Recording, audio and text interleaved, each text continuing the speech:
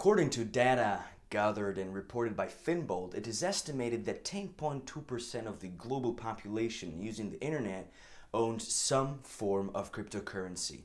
This survey summarized data from quarter 3 of 2021 and was shared in January of 2022. Similar to this report by Finbold, Crypto.com also reported that about 106 million people worldwide now use cryptocurrency exchanges, citing it is most popular in Africa, in Asia, and South America compared to Europe, North America, and Australia. Considering the total global population as of May 2022 is 7.9 billion people, one can conclude that cryptocurrency is truly in its early stages, and its potential to grow into the more accepted currencies or monetary systems like fiat money, commodity money, and representative money is very, very high. Although those who invested and continue to invest in cryptocurrencies foresee its rising value, there are millions, if not billions, who do not understand what cryptocurrency generally is, why it's creating so much buzz, and in turn still do not understand how to start diving into Bitcoin, Ethereum, and the like. That is what we will get into today's video.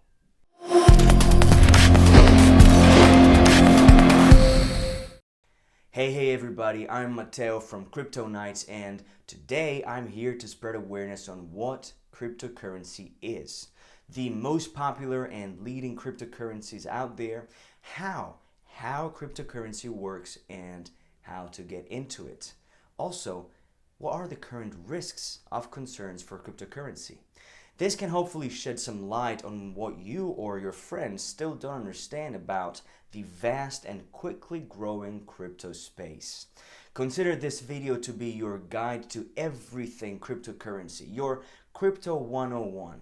If you're interested in this topic, watch until the end of the video to gain a better understanding on what crypto is, how it works, and to see whether or not the crypto space is for you as well. I asked myself this question years ago: is cryptocurrency right for me? And my answer, my friend, was a big and resounding yes, because I see the potential this space holds for those who invest in it. And I see how the beginnings of cryptocurrency mirror that of fiat money, of gold, and the other currencies that are now established and we now cannot live without. With cryptocurrency's continued growth and adoption, I know the potential growth, guys, is incredible. With that said though, I just want to make it clear that I am not a financial advisor, and what I will be sharing today is not financial advice. It's also important to clarify that we are not paid, sponsored, nor mandated to do any of our reviews.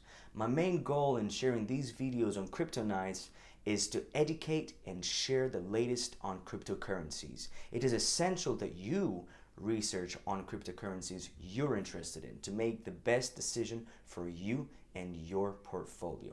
And of course, if you enjoy watching our videos, do show some support by subscribing to the channel so that we can continue to share informative and educational videos on the amazing cryptocurrencies with all of you. Okay, let's dive right in.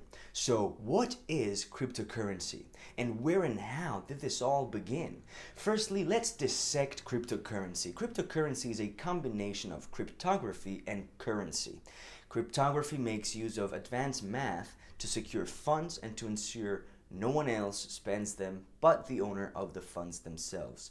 With that said, cryptocurrency is a form of digital currency. Digital currency has grown with the popularity of computers and the internet. As it is a form of digital currency, you can use it to pay certain transactions that have adopted it and accepted it as a form of payment. And you can also send it to others anywhere in the world as it is digital. So what makes cryptocurrency different from traditional online payment gateways like PayPal, for example?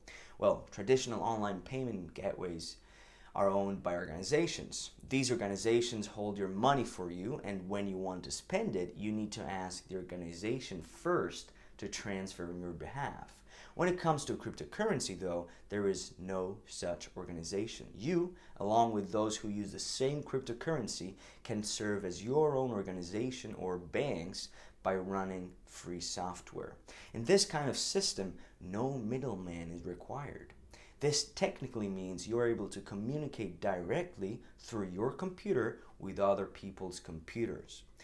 Cryptocurrency isn't owned by organizations and, as we mentioned before, makes use of cryptography to ensure the system is secure and safe. One might wonder, if we have traditional online payment gateways already, why even bother with cryptocurrency? Firstly, it is permissionless. No one can stop you from using cryptocurrency. Centralized payment services, on the other hand, have the power to freeze accounts or hold transactions from being made. Secondly, it is a cheap and fast way of making payments. When you make transactions to someone from the other side of the world, the money can be with them within seconds, and at a cheaper and more reasonable rate compared to very expensive international wire transfer fees. So, which countries reflect more usage and investment in cryptocurrencies?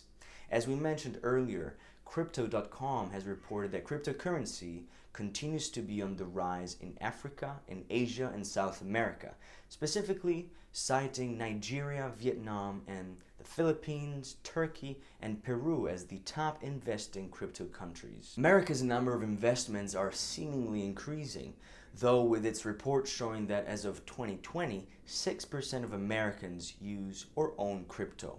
In 2021, data from the New York Digital Investment Group shared that about 46 million Americans own a share of Bitcoin. As there is a rise in cryptocurrency usage, cryptocurrency regulations that are put in place to govern them also continue to increase. So, what are the current cryptocurrency regulations for some of these countries? Well, in the US, cryptocurrencies are not considered legal tender. Side note, legal tender is a form of money that courts of law are required to recognize as satisfactory payment for any monetary debt. Cryptocurrency exchanges in the US, however, are legal, and its regulation varies per state. Financial Crimes Enforcement Network, FinCEN, does not consider cryptocurrencies to be legal tender, but instead considers cryptocurrency exchanges to be money transmitters on the basis that cryptocurrency tokens are other value that substitutes for currency. In Canada, cryptocurrencies are also not considered legal tender, but can be used to buy goods and services online or in stores that accept them. In Singapore, crypto is also not considered legal tender, but cryptocurrency exchanges are legal. Singapore's tax authority, for instance, considers Bitcoin as goods and so applies goods and services tax, Singapore's version of value-added tax, VAT. In Australia, cryptocurrencies and cryptocurrency exchanges are legal. The Australian government declared cryptocurrencies as legal in 2017, and specifically that Bitcoin should be treated as property subject to capital gains tax. Like Australia, Japan also considered cryptocurrencies and crypto exchanges as legal, with the need to register with the Financial Services Agency. Currently, Japan has the world's most progressive regulatory climate for cryptocurrencies and recognizes Bitcoin and other digital currencies as legal property under the Payment Services Act, PSA. These are just a few examples of cryptocurrency regulations in some countries. One thing is certain though, the crypto space continues to widen in its scope, and governments around the world continue to exert efforts to catch up with cryptocurrency's fast pace in order to ensure regulations are put in place. So with the crypto space continuously evolving and growing, what are the legal risks of investment in cryptocurrency that we should bear in mind? As cryptocurrencies are high risk and speculative, it is important for you to understand the risks before you start trading cryptocurrencies. The cornerstone of cryptocurrency is being able to cut out the middleman. It was designed in a way where it doesn't need a central authority, like a government, for example, or banks. This often leads to the crypto community thinking that it is immune to what is happening in the rest of the world. This is somewhat flawed because as crypto continues to grow and become more and more mainstream, the wider economy also plays a bigger role into crypto. Another risk is the ever-evolving and increasing regulations on cryptocurrency, as governments continue to strive to catch up with the growing usage of cryptocurrencies. More and more regulations are being put into place. China, for instance, cracked down on cryptocurrency in May of 2021, which led to prices dropping significantly. While the US has shared that they don't intend to follow China's approach, lawmakers continue to work on stricter and stricter controls. Another risk in the crypto space are scams and frauds. According to Chain Analysis, a crypto analytics company, crypto scammers made off with a record $14 billion in cryptocurrency last year. With scams and frauds like this, investor confidence is wavering and it sadly costs ordinary people quite some money. Though these risks are there, the potential of cryptocurrency is big, very big as well. It is just important to really do your research to understand the market, to understand how it works, and the risks at hand. So, what cryptocurrencies should you be eyeing on? How should you decide that crypto is for you? Well, these are the top 5 cryptocurrencies according to Forbes.com for May of 2022. Number 1, Bitcoin. It is no surprise that most top 5 cryptocurrency lists have Bitcoin listed at number 1. Created in 2009 by Satoshi Nakamoto, it is the original cryptocurrency. It runs on a blockchain or a ledger, logging transactions distributed across a network of thousands of computers. In May of 2016, you could buy Bitcoin for $500. Fast forward to May of 2022, with growth of 5,700%, a single Bitcoin is now worth $29,000. The second top cryptocurrency is Ethereum. Ethereum is both a cryptocurrency and a blockchain platform. Like Bitcoin, Ethereum has shown a huge growth. In April of 2016, it was worth $11. Now it is worth $2,000. That's growth of almost 18,000%. Number 3, Tether, USDT. Third on the list is Tether, which is a stable coin. Stable coins are backed by fiat currencies like the euro and US dollars. Stable coins hypothetically keep a value equal to one of those denominations. Investors who are cautious about the volatility of other coins tend to gravitate towards Tether or other stable coins as they are said to be more consistent compared to the other cryptocurrencies. Number 4, US dollar coin, USDC. The US dollar coin, like Tether, is a stable coin with a ratio of 1 US dollar to 1 USDC. US dollar coin. This is powered by Ethereum and you're able to use this for global transactions. Last on the list is number 5, Binance Coin, BNB.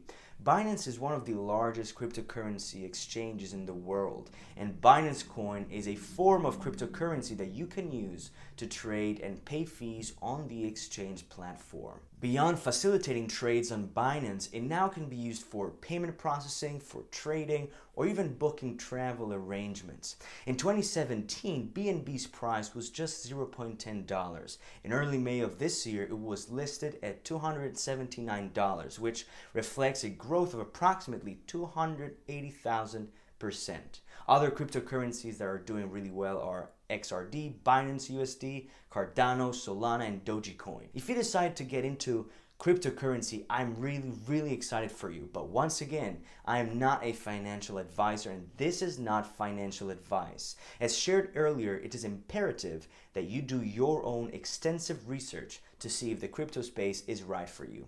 Should you choose to move forward though, these are some very simple steps you can follow to get yourself started in your crypto investment journey. Number 1, choose a broker or crypto exchange. A cryptocurrency exchange is a platform where buyers and sellers meet to trade cryptocurrencies.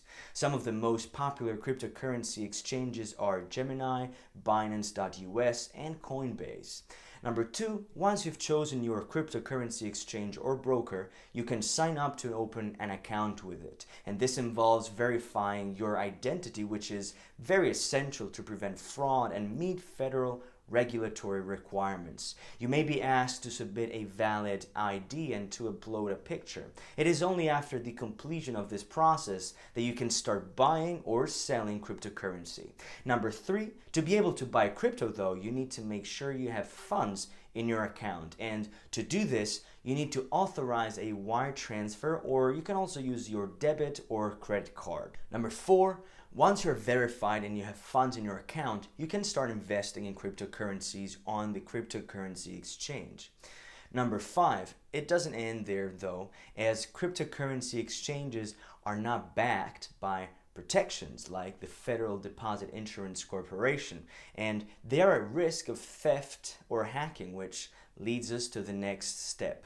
Select a storage method to make sure you have a secure storage for your cryptocurrencies. Here are some of your options. You can leave the crypto on the exchange, so when you buy crypto, it is typically stored in a crypto wallet attached to the exchange. However, if you do not like the provider or you want a more secure location, you can transfer it off the exchange to a hot or cold wallet. Hot wallets are crypto wallets that are stored online and run on internet-connected devices, while cold wallets aren't connected to the internet, making them the most secure way of holding your cryptocurrency. There you have it, folks, our crypto one-on-one video for today. Today we've talked about what cryptocurrency is, how it started, its growth and the regulations that surround it around the globe, and the top 5 cryptocurrencies for May 2022, and how to get started in your crypto journey. I truly hope I was able to share information on this rapidly growing digital currency space, and I hope you now have a better understanding of how cryptocurrencies work. Before I sign off today, do know that I will continue to share the latest on cryptocurrencies with you through this channel. So please show some support by subscribing to this amazing channel. You have questions, you have comments, please just leave them below. I would love to know which part of this video you found most interesting or even helpful. Also, you might really want to check this video I shared earlier. It has golden information on crypto. And lastly, just a reminder before I go for today, as with any investment, make sure to do your extensive research and consider your investment and financial goals before taking the plunge. Anyway, I thank you very much again for spending time with me today as we did a deep dive into the world of cryptocurrencies. This is Matteo from Crypto Nights. Until the next video, peace.